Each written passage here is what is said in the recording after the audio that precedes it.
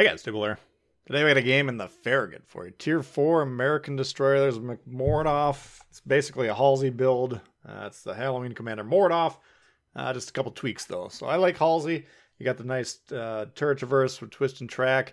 Close quarter combat specialist. Trident in domination mode. And here we got a game exemplifying what we call the Sherriff playstyle. We're kind of the apex predators in these American Destroyers if played properly. Everyone should be afraid of us. Okay, especially enemy DDs. We're here to wrangle them, capture them, put them in jail, whatever you want to do to them. Take them out. Take them off the board, basically. And we're going to be capturing and controlling bases. That's what we're here to do. And in this game, we're going to be scoring heavily. Okay, we're going to be having a higher score than I think probably the 4 lowest scores on our team, the 6 lowest scores on the enemy team. If you combine all those together, we're still going to be scoring better than them. So, huge impact if done properly. Moving into C here, of course, we got the radio locator showing us the location of the nearest ship. You can get that on those slot 3 destroyer commander perks. There's 2 of them now. They say shows the approximate location of the nearest ship. Essential. I have them on pretty much every single destroyer, I believe. I would recommend that extremely heavily, but especially these where we're really leaning into the counter-destroyer role. If you're trying to be torping battleships, backline Bettys, in these American destroyers, you're doing it completely wrong. Okay, we're here to kill the destroyers, capture the bases. That's all we really care about. And in fact, you can make a case once we've achieved that, our usefulness kind of goes down a little bit. But here we're kind of noticing, because of the twist and track suggesting, okay, the nearest target to the right here. And we're seeing the deployments on the map there. We're not seeing any destroyers that are likely over here. 2 per side. So there should be 1 cap that probably didn't get a red destroyer. And that appears to be C here. So we are taking a shot at these battleships.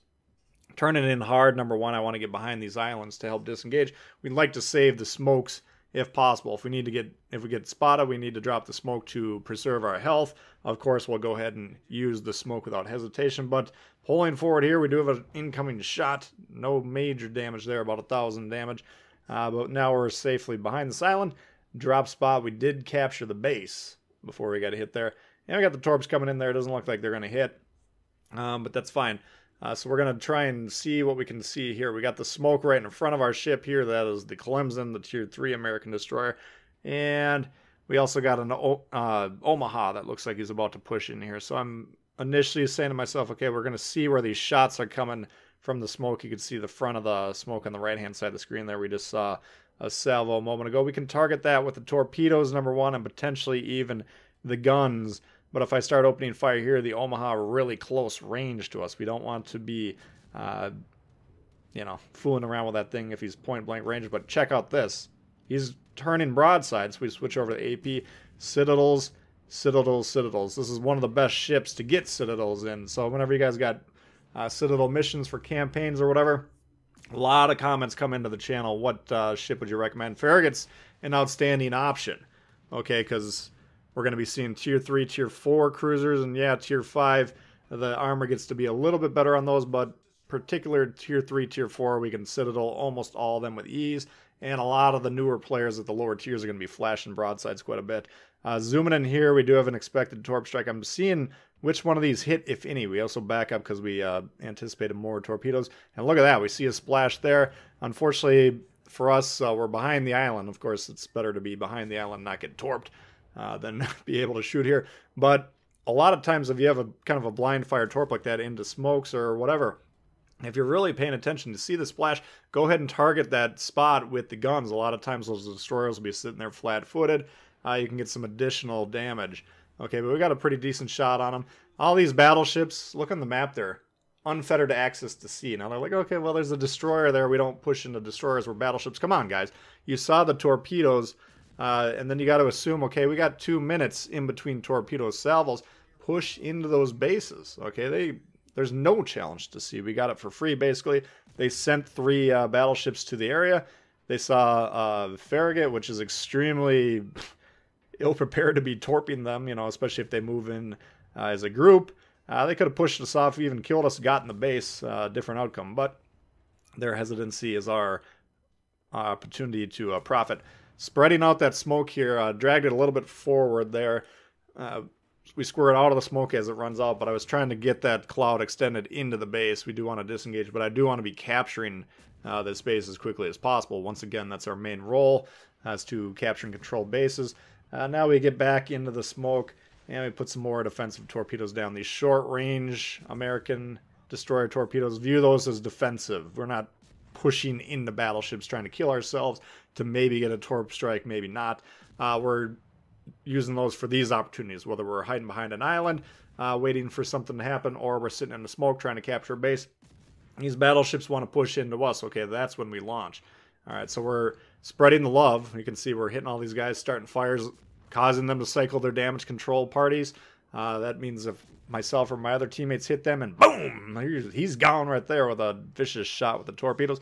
But, you know, if I'm hitting these guys with torpedoes or HE shots, setting them on fire, my teammates, same thing, then that ends up being big time damage that sticks around for a long time. So that's why we're spreading the love with these guys. And we did get the battleship that was aggressively pushing into us. And now we got, we still got about 40 seconds left on this thing. These American smokes, 2 minutes, great opportunity to use offensively. And that's basically what you want to be doing with them. Yes, you can drop them in a defensive manner like we were doing earlier. We were spotted. We want to get on the base, pressure that. So we protected ourselves by deploying the smoke, but if possible, we want to use it. So look for opportunities when your teammates likely have are going to have continued sustained lines of sight on these enemies, and you want to be checking the map before you think, do I really want to pop this smoke or not? Just take a look around. Okay, this guy over here looks like he's probably going to have a line of sight on these guys for a couple minutes. Great, that's an opportunity to rack up some damage. You can see we got a lot of damage here. Of course, we don't really care as much about damage in destroyers, but it's nice when you can get it. It's all kind of cherry on the top. Yeah, we got 2 caps. We got one of the destroyers dead and wrecked a cruiser, which was a huge threat to us. And, we've gotten some bonus damage. We even nuked a battleship with the torps. But the caps, killing the destroyer, that's kind of the main goal that we had here. So, pretty solid game. Of course, it's not quite over yet. We all got 5 ships. They got 3. But the Wyoming, pretty low. And at this point in time, there's no more bases. I do want to point out on the map, though, this is a winning strategy where, and I want you guys to get in the habit of this, especially if you're learning the game, because if you don't really understand the importance of controlling the objectives, start to pay attention to this. Okay, our team basically is positioned on the caps, right? And we've even pushed past them now as the game goes on. Winning teams tend to be grouped around the caps. That's the part of the map that they're controlling. Losing teams sitting in the back, okay? And there's not a lot you're going to do. You're going to have plenty of teammates on your team that sometimes they won't shoot for 5-10 minutes. They're just sitting in the back watching the game go by through the binoculars or even the Hubble telescope if they're so far out of position that they're actually in orbit. Nothing you can do about that, but in general, the team that actually moves forward and controls the caps is going to win the games. Now, don't kill yourself. You don't have to get on the cap in the first 30 seconds. And woof, nice shot there from the Arkansas. Takes about 2/3 of our health, half to 2/3, and a nice shot there. But don't force the issue. But in general, you want to be moving forward. You want to have that tempo and the flow of the game where, yes, we're pushing forward, we're gradually gaining control of these caps, and we're pushing the red team back. Okay, if you push the enemies back, or if they are so poor at the game that they never move forward in general, then you should have an easy time winning those games. Conversely, don't be employing that strategy yourself. Okay, well, I'm a long-range battleship. I got max range. I got whatever the inspirations are for max range. Who knows who would put those on there. Get in position. Like we were talking about earlier with those battleships that could have gotten on C. They could have easily controlled that part of the map and then continued to push forward, hit crossfires into B, and had a lot more success there. So it's just backline Betty, battleships, losing strategy, pushing forward, exerting influence, gaining map control over the valuable parts of the map, which, as we talk about, are the parts that you can draw an oval around the circles, maybe a square outside of each circle, but draw a big oval around them. That's the valuable part of the map. The team that controls those parts wins the game. The team that doesn't watches the game go by through the binoculars. So Farragut, one of the fan favorites, outstanding ship.